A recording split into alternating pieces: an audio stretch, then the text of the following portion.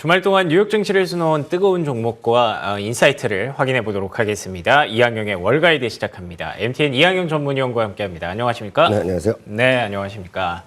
자, 주말간 핫스탁 3가지 준비가 되어 있습니다. 첫 번째 핫스탁부터 열어보겠습니다. 첫 번째 핫스탁은 레스토랑 브랜드입니다. 미국인에게 햄버거란? 많은 분들이 아시다시피 미국인들에게 햄버거라는 게 사실 뭐 우리에게 된장찌개, 김치찌개, 삼겹살 같은 대체할 수 없는 그런 소울푸드로 알려져 있죠. 그래서 그런지 버거킹의 모회사 레스토랑 브랜드의 주가 역시 신고가에 도전하고 있습니다. 이번에 또 TD 코엔에서 버거킹 실적에 대한 기대감을 드러내기도 했는데요. 이 외에 햄버거 프랜차이즈들 주가를 제가 다 검색을 해봤는데 다 좋더라고요, 최근에. 네, 맞습니다. 맥도날드도 사상 네, 최고였고요. 맥도날드뿐만 아니라 관련된 것들, 그러니까 지금 많은 분들이 이제 최근 들어서 나스닥이요. 네. 그런 것들이 지금 올라가고 뭐 테슬라나 엔비디아 올라가다 보니 기술주에 또 워낙 또 몰입하고 계시는데요. 그렇죠. 실제로 기술주나 이런 것 중에서 사상 최고가 가는 거 찾기 쉽지 않습니다. 지금 사상 최고가는 흔치 않죠. 아직까지 멀지 예. 많지 않은데요.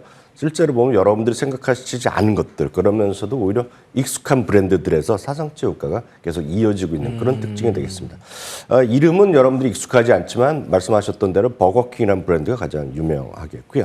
우리나라에서 아직 안 들어와 있지만 캐나다를 베이스로 북미 지역에서 많이 늘어나고 있는 커피 체인이 팀홀튼이라는 게 있습니다. 네. 그러니까 캐나다에서는 스타벅스라고 불리는 것들이고요. 그렇군요. 그러니까 팀홀튼이라는 게 있고요.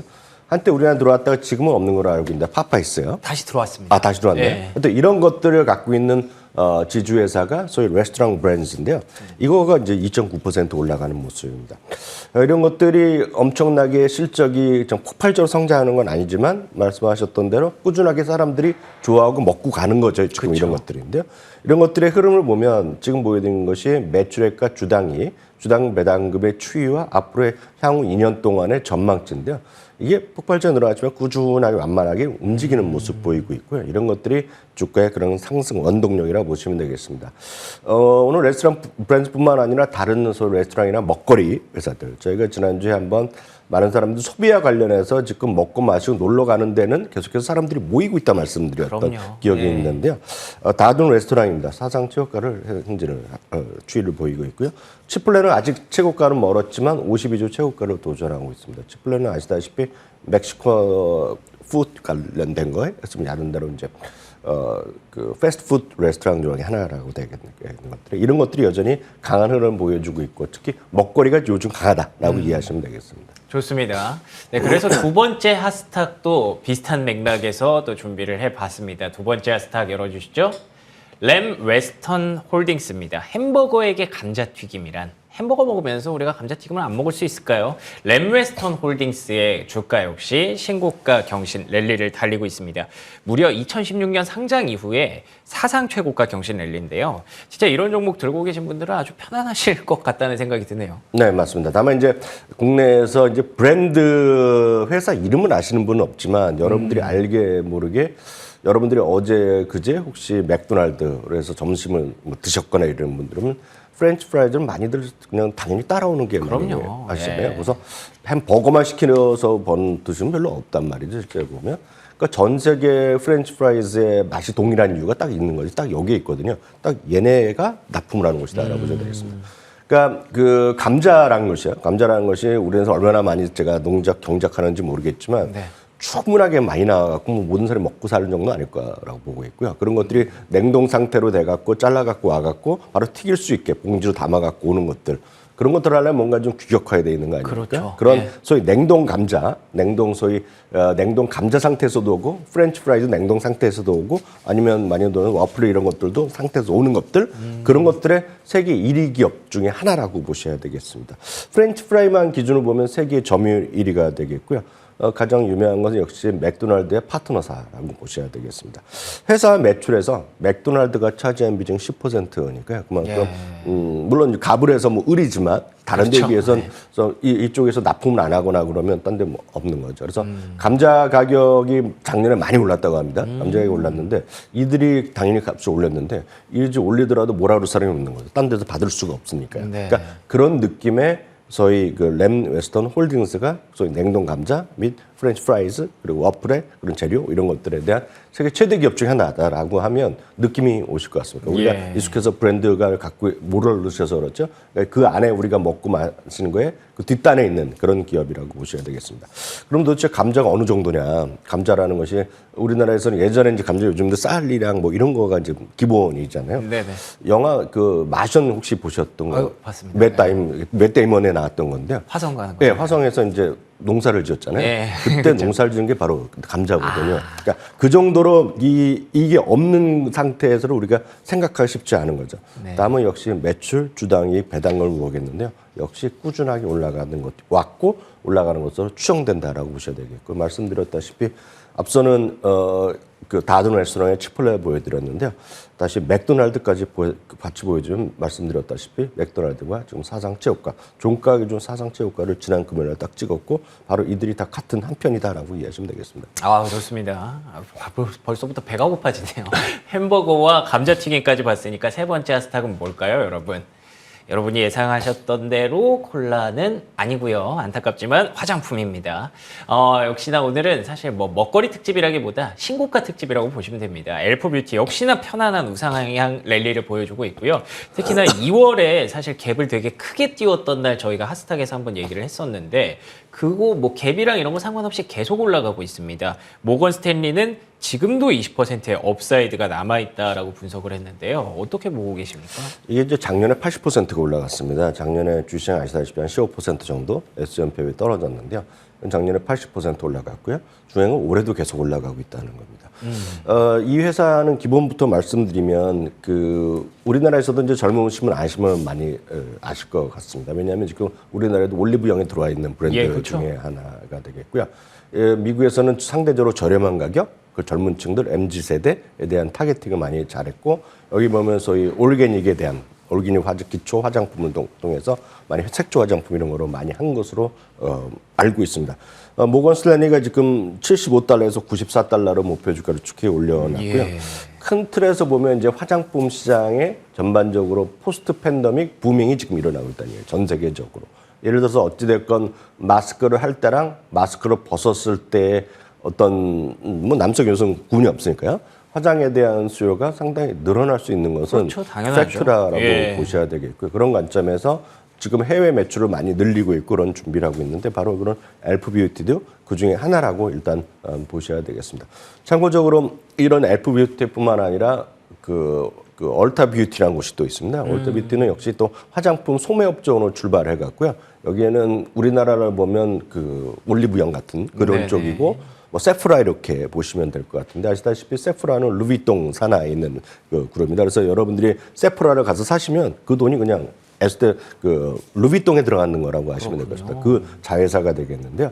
얼타 뷰티는 소매점을 출발해서 자체 브랜드도 많이 있습니다. 그래서 그런 차이가 있고 딱 이제 올리브영인데 올리브영은 자체 브랜드가 있는 건 없는 건 모르겠는데 어떤 그런 그 화장품 전문 매장이고 여기 가면 소위 뭐 매니큐어 같은 것도 하고 뭐 드라이어 헤어 드라이도 하고 다 같이 하는 그런 복합 뷰티 매장인데요. 여하튼 얼타 뷰티도 사상 최고가를 가고 있습니다. 다만 상대적으로 비싼 라인은 에스테로든 상대적으로 아직은 부족한데요. 그러네요. 에스테로도 멀지 않아서 한번 도전할 수 있지 않을까라는 생각도 하고 있습니다. 알겠습니다. 먹고 마시고 즐기고 뭐 넓게 보면 리오프닝이라고 볼 수 있겠죠. 이런 종목들의 주가는 계속해서 움직이고 있습니다. 주말에도 많은 분들이 외부 활동을 하신 걸로 알고 있는데 이런 부분들이 시장에 바로 반영되고 있기 때문에 저희가 이렇게 하스탁으로 3개를 꼽아봤고요. 그리고 무엇보다 좀 궁금해하실 테슬라의 1분기 인도량이 발표가 됐기 때문에 오늘은 기타 특징주로 테슬라 한번 짚어보고 가죠. 네, 맞습니다. 테슬라는 이제 그 1분기 생산 판매, 뭐는 출하돼서 정확히 표현하면 예. 이걸 발표를 했습니다. 출하됐어, 뭐 인도대시라 표현해도 되는데요. 42만 2,875대를 출하를 했습니다. 전년의 동기 대비 3.6%가 늘어났고요. 예. 전분기 대비 4%, 생산은 44만 대가 났습니다. 뭐 생산 출하 이런 거는 큰 의미가 없습니다. 비트했다 안 했다는 건 큰 의미 없는 것이 생출하 같은 경우는 이제 인도된 지연 시점 그리고 딜리버리 타임이 있기 때문에 큰 의미가 없겠는데요. 전체적으로 보면 대부분을 모델 3랑 모델 Y는 예상보다 생산과 출하가 많았고요. 이제 모델 그 X랑 S는 좀 부족했다라는 그러네요. 것입니다. 그래서 우리나라에서도 모델 S, X 신형 같은 거 이번에 발표를 했잖아요. 예. 그러니까 그런 것들을 보면 이제 좀 늘어날 수 있겠죠. 그렇지만 전반적으로 추이를 보시면 대부분 이제 맞춰왔다라고 보셔야 되겠고요. 전 세계적으로 보면 대부분의 국가에서 지금 판매 신기록 행진을 계속 하고 있기 때문에 그런 관점에서 역시 그 테슬라는 생산의 변수다라고 보셔야 되겠습니다. 그래서 예. 생산이 이제 안정적으로 가고 있다는 것 자체 보셔야 되겠고요. 이거를 이제 그림으로 보여드리면 안정적으로 꾸준하게 출하가 늘어나고 있다는 겁니다. 제 오른쪽에 이제 그 기대치였는데 거의 맞췄다라고 보셔야 되겠고요. 그 중간에 보면 이제 팬데믹 때 이제 그 문 닫았을 때요. 예, 그 상해 공장 문 닫았을 때는 생산을 못했잖아요. 그쵸. 그러니까 그때 정도 제외액은 하겠고요. 이거는 2022년 4분기와 2023년 4분기 1분기와의 생산 및 출하 대수였다라고 일단 이해하시면 되겠습니다. 그러면 이제 마지막으로 많은 분들이 궁금한 것이 그럼 주가는 어떻게 되겠느냐 좋습니다. 예. 하실 텐데요. 일단 애널리스트 의견을 보면 총 40여 명의 애널리스트 중에요. 53%가 현재 매수 의견을 지금 받고 있습니다. 그러니까 한 절반 정도 조금 넘는 사람이 매수 의견을 갖고 있고요. 그 외에 뭐 그 요즘 매도 의견도 있고요. 그리고 중립 의견도 있습니다. 예를 들어서 베스트 애널리스트 중에 한 명인 번스타인 같은 경우에는 사쿠나기 같은 경우에는 지난주에도 역시 매도 의견을 냈고요. 여전히 150달러를 제시하고 있습니다. 그래서 그렇군요. 그런 의견도 분명히 있는 반면에 매수 의견을 유지하면서 목표 주가를 올린 것도 꽤 있다라고 보셔야 되겠습니다. 예. 여하튼 중요한 것은 전체적인 추이가 되겠는데요. 10명 중에 5명에서 조금 넘는 53% 정도가 매수 의견을 갖고 있겠고요. 2023년 1월에 매수 의견 비중이 64%였습니다. 시작할 때요. 그러니까 주가 최근에 작년하고 금년 초 시작하면서 바닥에서 100달러가 깨질 때에 비해서 더블이 났거든요. 그쵸. 100%훅 올라다 보니까 지금 주가가 좀 많이 오른 상태라는 건 좀 보셔야 되겠고요. 그러다 보니 매수 의견 비중은 그 당시에는 64%였는데 지금 53%로 줄어들었고요. 네. 참고적으로 월가 전체 매수 의견 종목들에 대한 S&P 500의 매수 의견 비중은 58%입니다. 그러니까 매수 의견 전체 비중보다는 약간 좀 적은 상태, 좀 낮은 상태라고 그러네요. 보셔야 되겠습니다.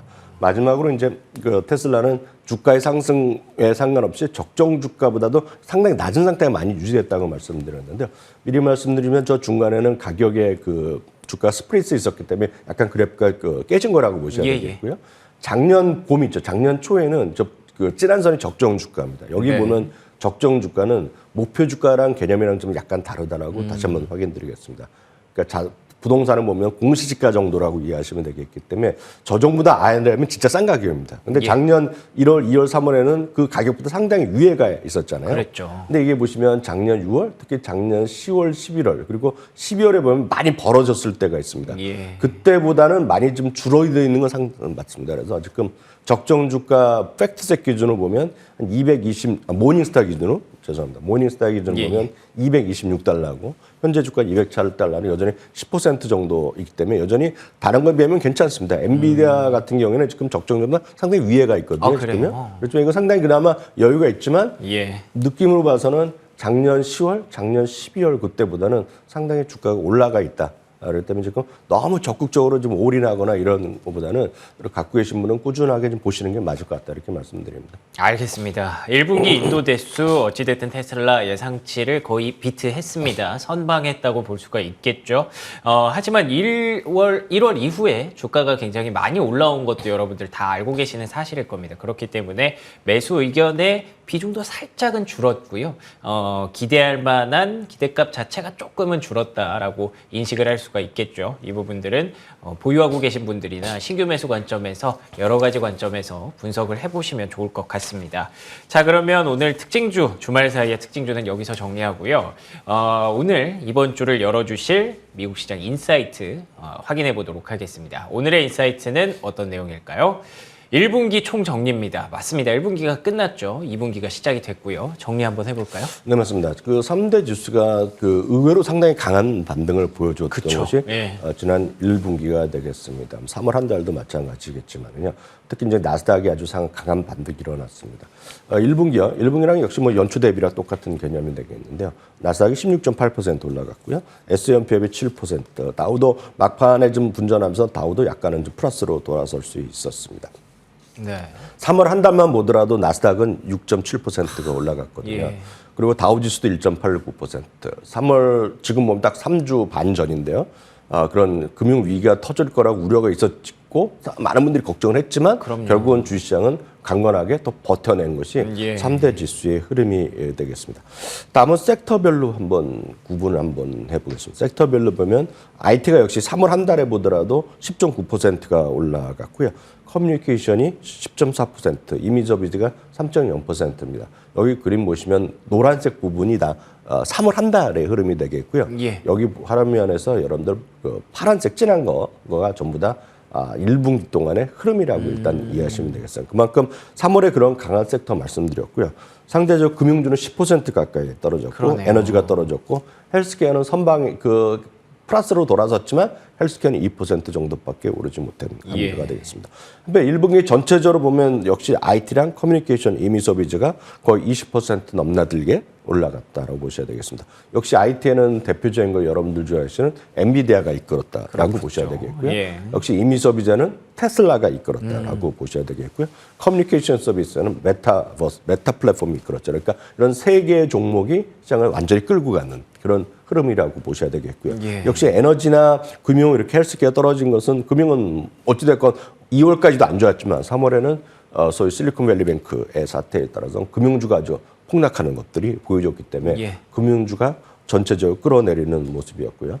유가 에너지는 작년에 워낙 2년 동안 강했었는데요. 에너지는 최근에 좀 반등했지만 이게 70달러 때도 깨진 적도 있었잖아요. 그랬었죠. 예. 그러다 보니 에너지 섹터가 지금 1분기 동안에 6% 가까이 하락했고요. 헬스케어는 작년에 선방했지만 헬스케어는 여러 가지 요인 중에 하나가 CBS 헬스 이런 것에 좀 떨어진 것이 하나 있습니다. 그것은 아마존이 그 소위 약국 사업에, 약국이나 그런 첫 번째 진료 사업에 들어간다는 얘기가 나오면서 그런 게 이제 좀 아쉬움이 좀 있었고요. 또 하나는 작년과 올해 가장 큰 차이는 여러분 뭐겠습니까? 백신이잖아요. 네. 작년만 하더라도 우리나라 여전히 소위 그런 코로나 때문에 백신을 맞이 많이 떼잖아요. 아직. 요새 주위에 보시면 백신 코로나 주사 맞는 분 별로 못 보셨을 것 같습니다. 그쵸? 그러니까 딱 그런 것들이 매출에 영향을 미치면서 그렇겠네요. 올해 이제 헬스케어가 상대적으로 쉰 부분이 되겠고요. 다음은 이제 소위 그 흐름으로 한번 보겠는데요. 가치와 성장으로 한번 구분해 보겠습니다. 3월 한 달 동안에 보면 성장주가 6.7%, 가치주가 0.7% 하락하면서 올해도 마찬가지거든요. 올해도 1분기에는 성장이 14%인 반면에 가치주는 거의 강보합 정도는 그렇기 때문에 성장 가치도 소위 작년과는 완전히 다른 판. 예. 작년에 성장주가 워낙 달렸기 때문에 약했기 때문에 올해는 성장주 앞서 말씀드린 그런 종목들 중심으로 좀 반등했고요. 가치주는 역시 가치주에는 금융주가 특히 헬스케어가 많이 들어가고 있거든요. 그러니까 그런 것들이 좀 상대적으로 떨어지는 모습이 되겠습니다. 예. 마지막으로 이제 종목을 한번 보겠습니다. 네. 상승이 많이 났던 주식, 하락이 많이 났던 종목 순서대로 보여드리면 여러분들이 짐작하셨을 것 같습니다. 엔비디아가 90%가 올라가면서 예. 압도적인 1등을 했고요. 메타 플랫폼스가 76.12%. 메타 플랫폼이 80달러대까지 작년에 떨어졌었거든요. 그랬었죠. 딱 그게 첫 번째 그 소위 인적 조정 발표한 이후부터 주가 좀 올라가면서 예. 지금 거의 200달러면 엄청 올라갔잖아요. 그러니까 네. 메타 플랫폼즈가 있겠고요. 다음은 테슬라가 지난 주말까지 해서 70%까지 올라가는 그런 모습을 보여줬습니다. 그리고 기타 여러분들 아실 만한 것 중에 작년에는 하락률 탑5에 들어갔던 것이 온라인 테크놀로지거든요. 네. 여러분 이제 투명 교정 치약, 예. 치아 교정하는 거요. 그런 것들이 좀 올라가는 모습이었고요. 상대적으로 많이 떨어진 거는 대부분이 은행주와 에너지들이 좀 몰려있다라고 일단 이해하시면 되겠습니다. 알겠습니다. 1분기 정말 총 정리를 해주셨습니다. 그런데 굉장히 좀 깔끔합니다. 여러분들이 예상했던 대로 엔비디아, 메타 플랫폼, 테슬라 같은 종목들이 포함되어 있는 섹터들이 강했고요. 다시 말해서 성장주 섹터가 확실히 강했고요. 반대로 금융주, 에너지주가 부진했기 때문에 가치주가 부진할 수밖에 없었던 국면이었는데요. 2분기에는 어떤 흐름이 펼쳐질지 저희 이항영 월가이드 계속해서 주목해 주시기 바랍니다. 오늘도 이항영 MTN 전문위원과 함께했습니다. 고맙습니다.